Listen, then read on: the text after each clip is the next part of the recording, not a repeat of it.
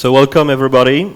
Just before I get started on this talk, I would like we give a big round of applause for the crew who organized this event, only focusing on microservices.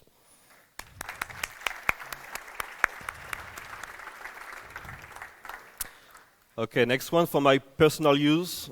I would like on the count on 3, we give a big oh yeah. Ready? 1, 2, 3. Yeah, that's cool.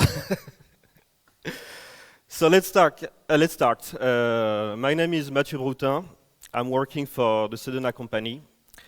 And it's been about 10 years that I'm doing this wonderful job about software development. For the one who doesn't know Sedona company, we are an IT company present in 3 different countries, about 20 years of existence and around 200 experts worldwide. We work in many different areas, such as technology like PHP or Java. We have a UX design entity, consulting firm. We also do mobility and innovation. And basically, we get a lot of customers. So what this talk is about, I'm going to talk to you about a first experiment that we get inside Sedona about microservices. So that's all start in 2017, the beginning of 2017, where we did our first experiment on microservices. Actually, every people were talking about that, so we need to put our hands on. Then, for the first quarter of 2017, we get our client that contact us and ask us to build a first social network platform. So for us, it was the perfect project to start with microservices. And as you see, the team mood were like awesome at the beginning, and then more and more the project was going, more we find out that microservices wasn't that easy, as we said. At the end of the project, we start doing some feedback about what happened good, what happened bad during the project, and here's the talk I'm going to give you today about the feedback we did. So, about this project, so as I said, it was a social network platform. The client require a worldwide availability on this platform, be able to support 1 million users, wanted like horizontal, vertical scaling, etc. And because our clients were eco-friendly, he wanted a green IT compliant architecture. So basically, here we went to the cloud for our project. I will do a quick. Here on the cloud, we use Azure, and it all starts with the Azure load balancer. We also use the CDN of Azure.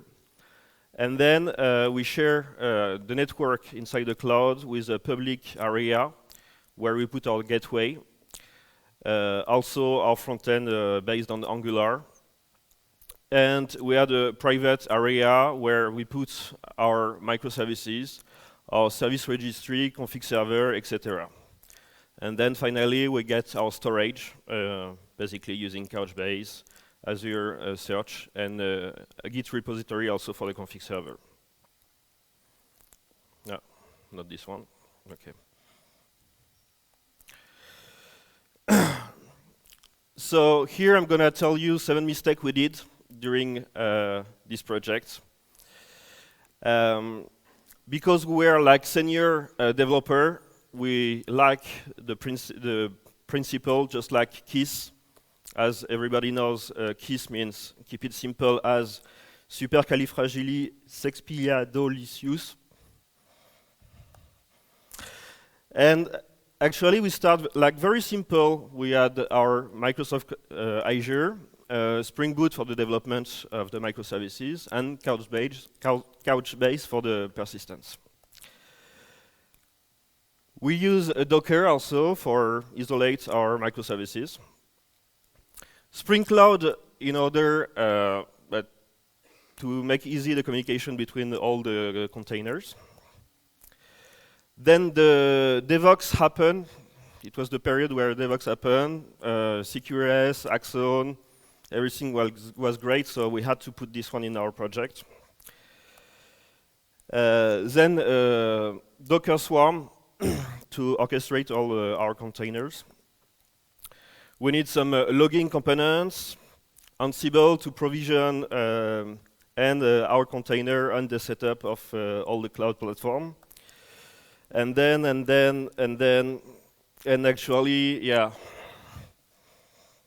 pretty much a lot of components. So the first mistake is we use like so many components. For each component, there is a there is a learning curve that perhaps we underestimate. DevOps profile is very, very mandatory on that kind of project. We're a small team, like 4 developers, 1 ops, and actually 1 dev turned out to be also DevOps friendly. You couldn't start with junior developer using this one. You really need some adaptable dev that could adapt to many different kind of components that we use. And also we learned it the hard way is replace some components during the project. Like for example, we wanted to change Docker Swarm. That's kind of very difficult to do it during the project. So perhaps we've been like too fast to add new components. Perhaps we should have start like very simple and grow step by step. And Axon, perhaps it wasn't also the best thing we did to start with the first experience on microservices. Yeah. The mistake number 2 is the legend said like deploy a new version of a microservice work seamlessly and problem-free, right? So of course our clients, and this is his right, he wants that he don't want any downtime when we push an upgrade of one version of a microservice. So we did our experiment trying to upgrade a microservice. And we say like, what could happen wrong, actually? So here is the case that happened to us, is we had our microservice article, version 1. This one gets registered on Eureka, the service discovery component. Then we push the version 2. This one also gets registered on Eureka. And then we don't need the version 1 anymore. And the problem is there is a time frame where the version 1, the article version 1, is still registered on the Eureka. So could be from few seconds to a couple of minutes. But in this case, if the new request arrives to the article microservices, that might be the version 1 served. So actually, we need to find a good balance between refresh the cache of Eureka and in the same time don't overload the network trying to ping if the service is still alive or not. For our case, it was about 10 seconds where it was acceptable. Mistake number 3 is about we synced with local and not distributed. So the case is our client wanted a daily randomly generated timeline. It's a bit like Facebook when you have your activity feed and Facebook don't want you to see all of the message that is in the feed. So we pick up some random article that might interest one client and we just filter, require article in his timeline. And of course, the selection, we put it in the cache in order that when you press F5 on the website, you don't get some other timeline. So develop this one, everything working fine on the developer workstation. And then we went to the cloud environment. And of course, what happened is all the cache, all the data in the cache of each instance were different. So, of course, a solution that we use is use another component for the distribute our cache between all the instances of the same version of the microservice.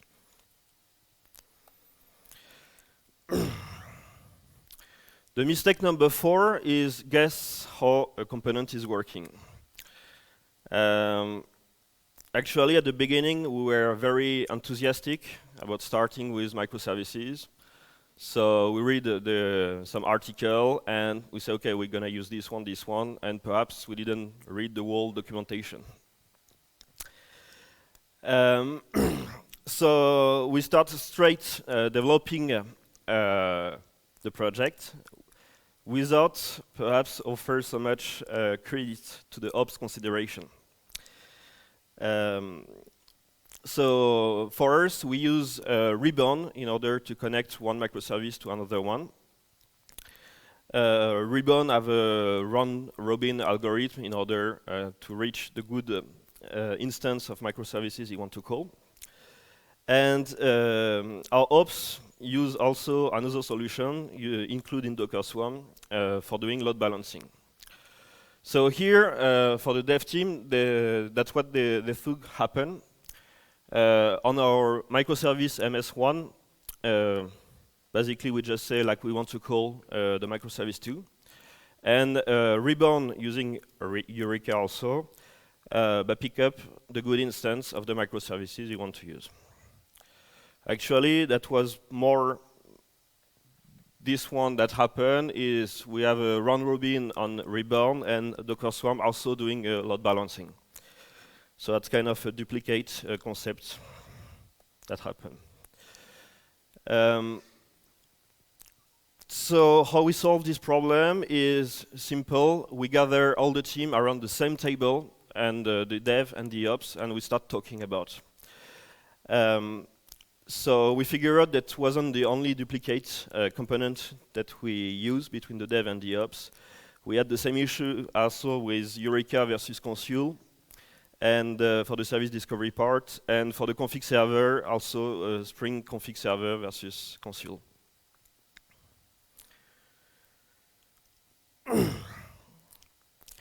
Mistake number 5 is we use the shared lib. Actually, it should not be a problem, use the shared lib.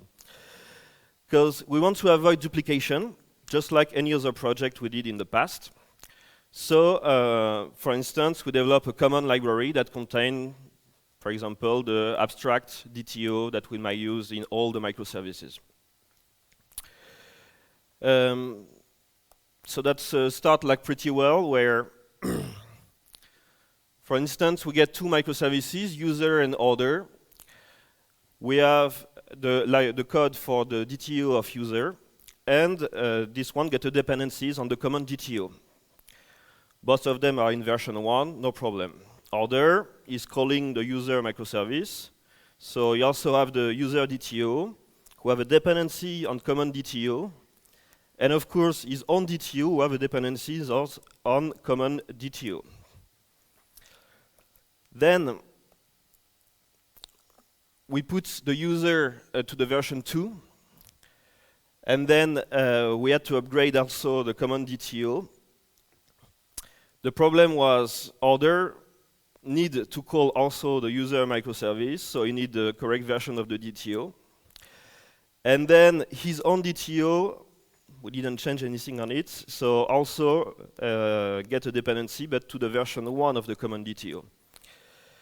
So actually, until Java 9, this one is not really possible. Unfortunately, we were in Java 8. But actually, that's not exactly the point about the Java version. The point is more about some kind of abstraction and stuff like that. We must to accept to duplicate that part of code. Actually, that's also wrong according to another principle, is microservices should be independent from each other. You could choose to develop one microservice using another language, for example, Node.js, or, I don't know, PHP or something like that. In this case, the shared lib that you have, your jar in Java, is like kind of useless for another programming language.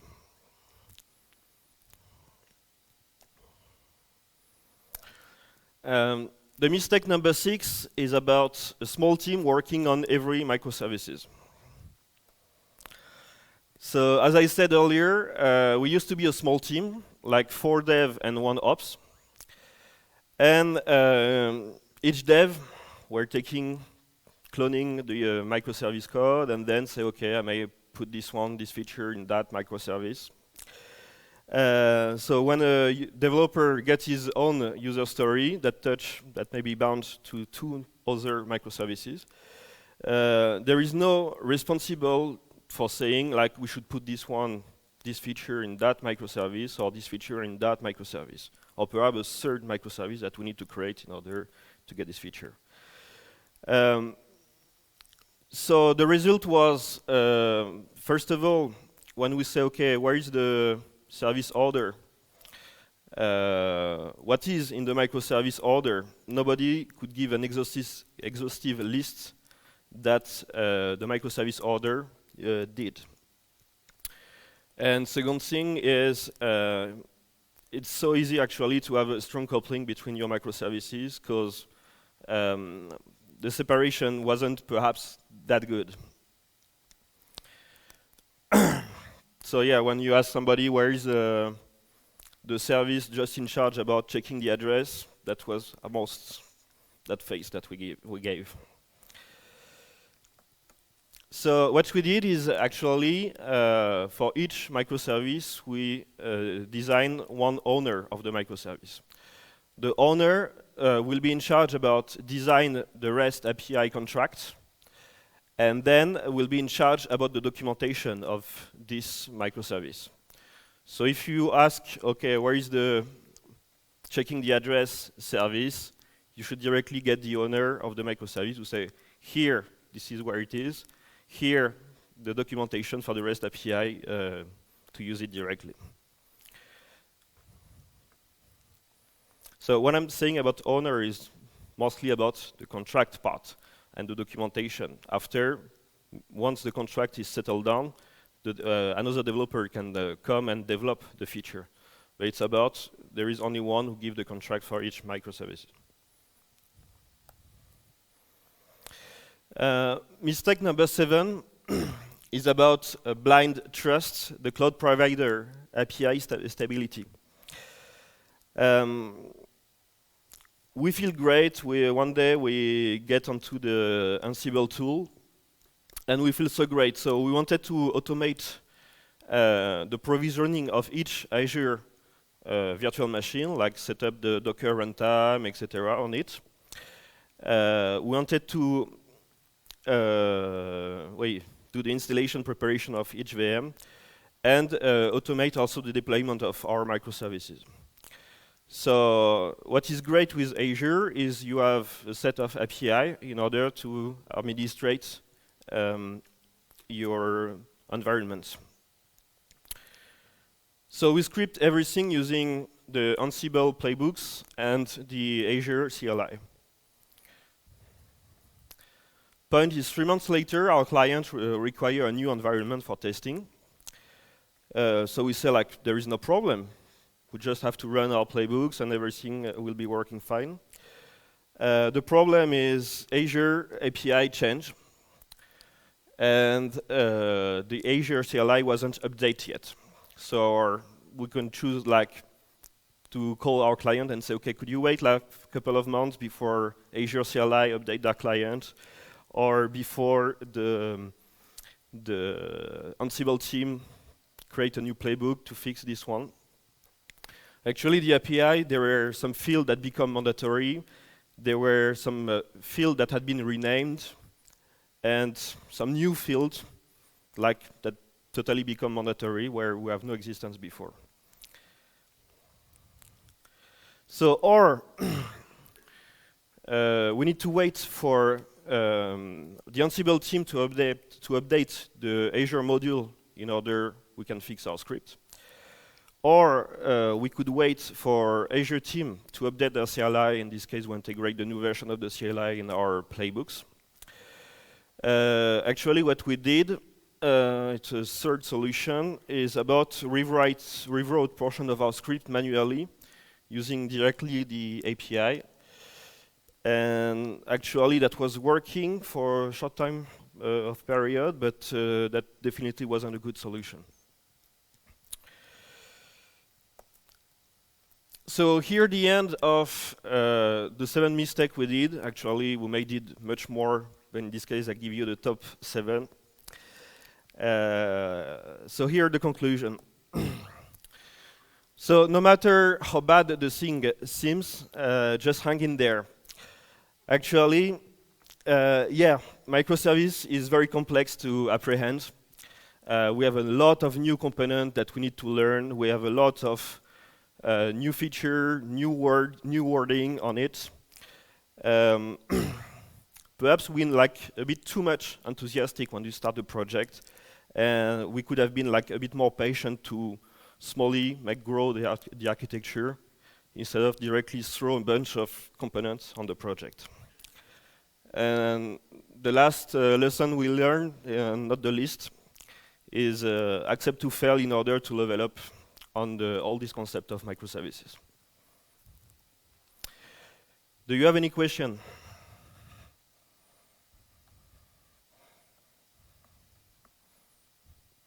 In this case, thank you, and let's rock on microservices.